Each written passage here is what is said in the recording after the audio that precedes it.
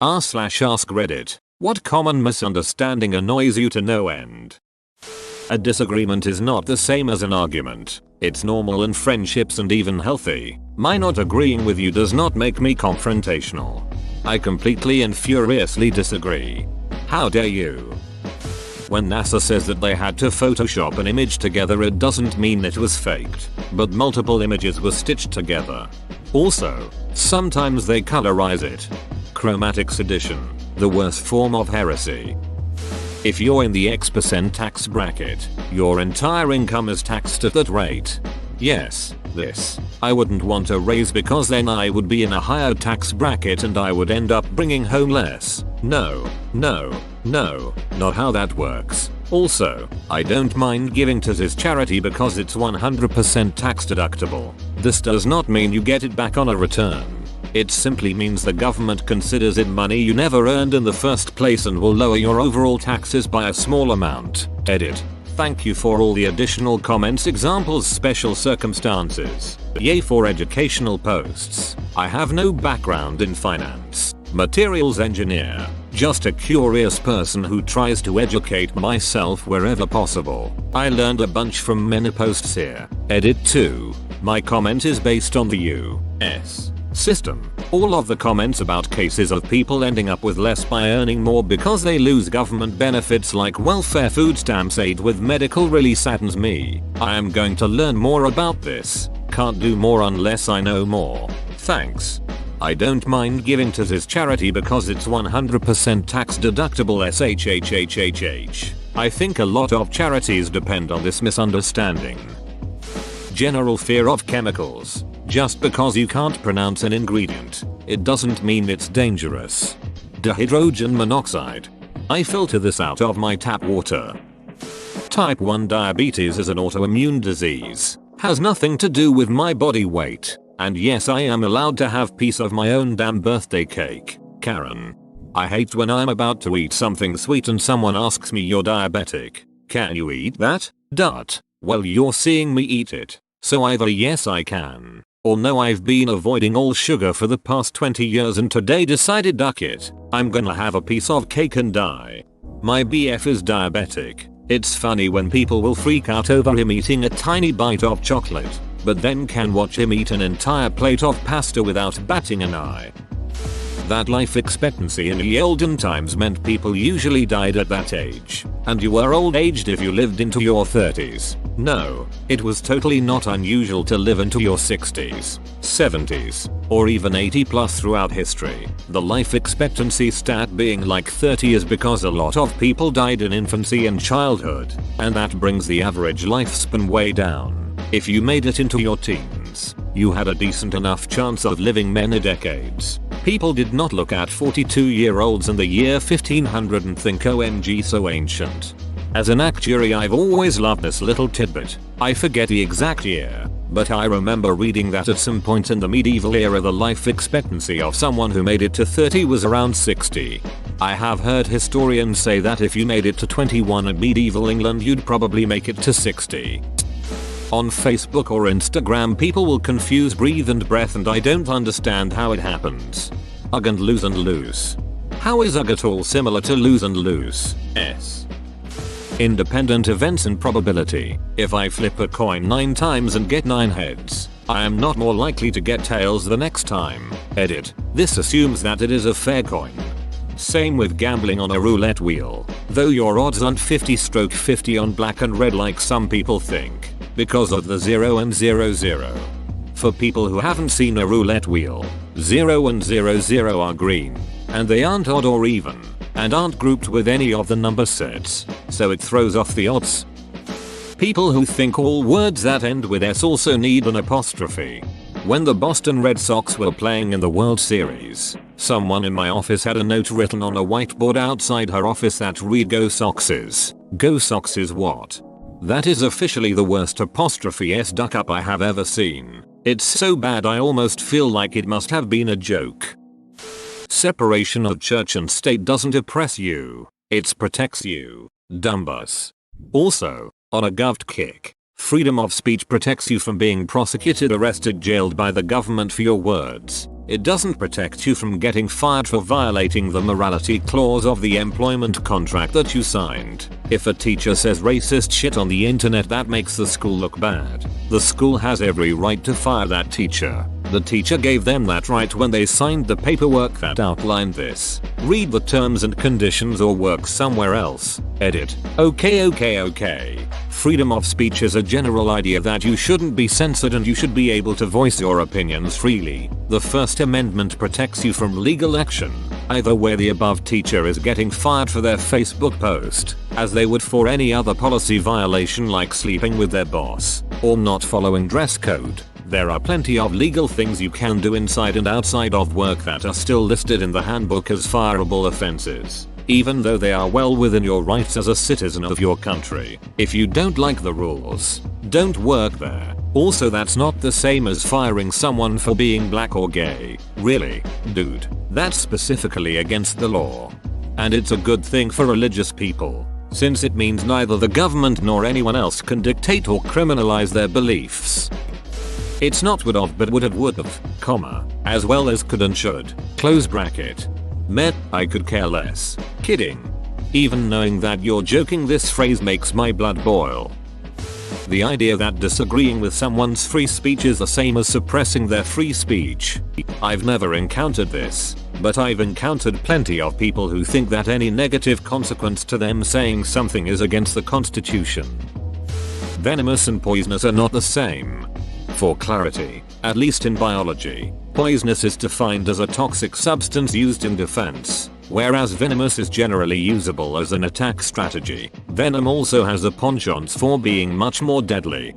For even more clarity, I bite you, venomous you bite it, poisonous edit, it give you silver, friend. That you need to be good at math to be an accountant. You don't even have to be good at accounting to be an accountant. A mistake plus Kelvin gets you home by 7.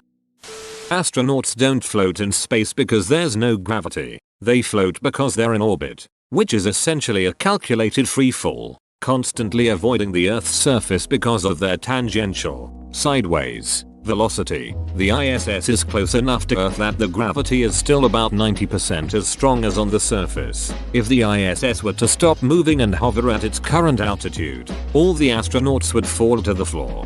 Basically, they're just constantly falling towards the Earth and missing. There is an art to flying, or rather a knack. The knack lies in learning how to throw yourself at the ground and miss.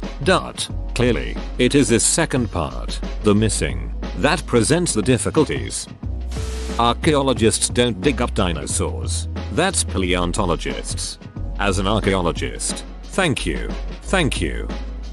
Right, so where I work we run 3 different promotions. Buy one get one half price, buy one get one free, and half price. The buy one get one free is on everything.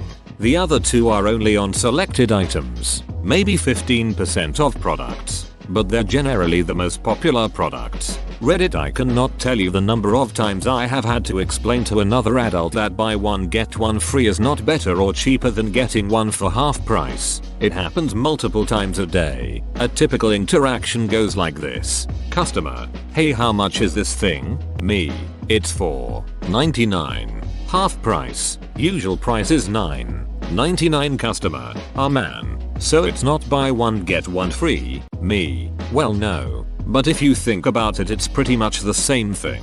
C, what do you mean? M, if the actual price is $9.99 and you get a second free, you'll pay $9.99 for 2. If it's half price at $4.99 and you want 2, you'll pay $9.98. So half price is actually 1p cheaper. C, totally pretending to understand what I am saying. Oh okay. I think I'll just come back when it's buy one get one free every single day. It's honestly really disconcerting to think that people are so, I don't want to say stupid because that sounds so harsh, but man, it can't be far from stupid. Edit. A lot of you have pointed out that half price is actually better cash flow wise because it doesn't require you to have as much money while not costing any more if you want to buy in greater quantities. I sometimes point this out. People still don't understand it, are reluctant to buy. Also, some of you think my explanation is unhelpful. It might be, but I explain it 1,000 different ways to 1,000 different people.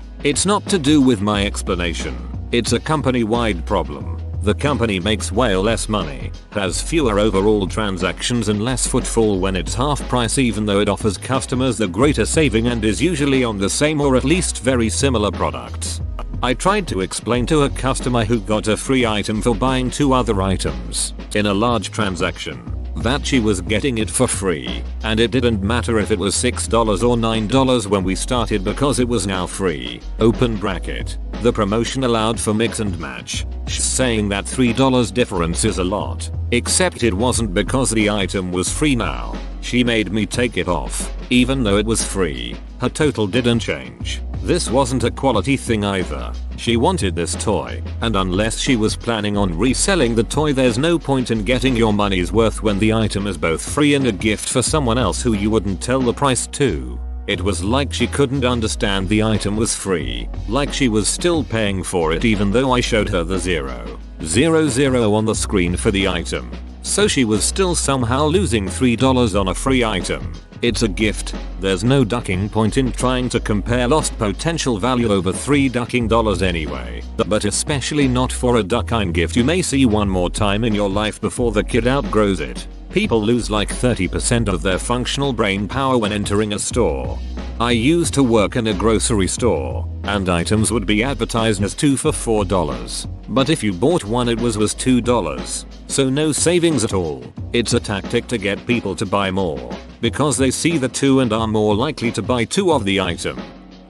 That the customer is always right. This only applies to what products services you offer. If customers come in every day asking for half and half, but you only sell milk, the customer is right in that you should be adapting to your market. Also, your customer isn't the person shopping. It's the general idea of who you have as a customer. Customers aren't Steve or Gary or Linda. They're the public or military spouses or purchasing departments for a hospital, etc. It's a business decision, not a customer service one. The idea that an individual customer can't be wrong is idiotic.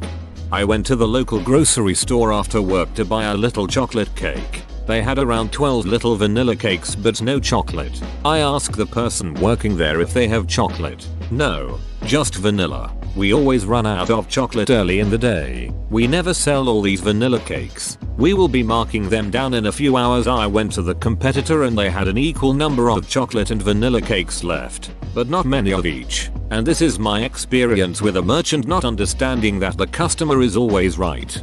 Yup, that's dumb. The customer is always right idea should have them looking at what they make versus what they sell. And maybe from now on they make 18 chocolate cakes and 6 vanilla instead. But customers take it to mean, why isn't there a blueberry basil cake? I want one and I'm the customer.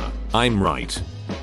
Food containing wine or liquor doesn't retain any alcohol after being cooked. In reality, if you're flambeing, 75% of alcohol is retained. 1 hour of being baked or simmered, 25% is retained. And after 2 hours of being baked or simmered, 10% is retained. Edit. Excuse the formatting.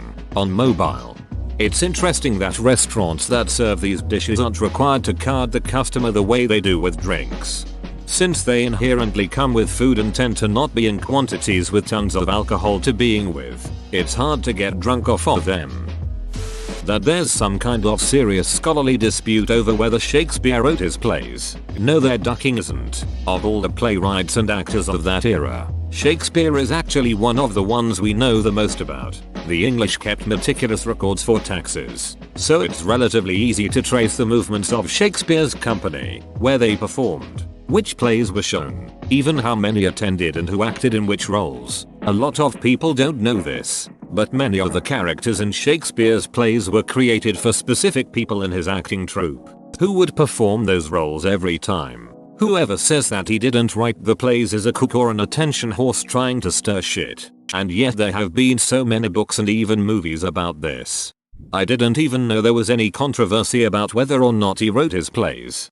There was a thing going around like 3 years ago where there was an image that said Shakespeare was illiterate and couldn't even spell his own name. The real author of his plays was an African woman and she didn't get any credit, but of course as soon as it got popular it was immediately discredited. The colloquial use of the word theory, my brain short circuits every time I hear someone say it's just a theory, to invalidate mountains of evidence based upon scientific research and decades of effort. Whoa, you made it to the end? You're a ducking beast. I'll cut you a deal. Smash like and subscribe for more curated content, bruh. It's free and that's a great price.